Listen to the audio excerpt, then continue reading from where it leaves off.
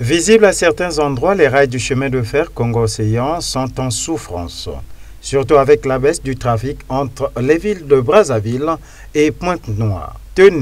Entretenus jadis par le service des voies et bâtiments, les rails sont de nos jours dans un état d'abondance sans pareil. Les herbes poussent tout le long de ce réalignement, faisant la part belle au dépotoir d'immondices sur cette voie ferrée. Les herbes y poussent sans que le temps ne soit à leur encontre. Le constat est visible en raison de la proximité des habitations et le marché de fortune qui est à proximité de cette voie du chemin de fer Congo-Océan. Le très bien entretenu pour rendre la circulation adéquate, la présence de la caillasse entre les traverses des rails est à peine visible à certains endroits, faisant la beauté des rails d'antan. Mais de nos jours, cette caillasse est enfouie sous les herbes. De nos jours, la réalité de ce chemin de fer tant adulé est devenue à certains endroits un scandale sans autre forme de procès. La naissance des étalages des poissons salés plantés aux abords de cette voie présente un mauvais décor, obstruant à un certain moment par endroits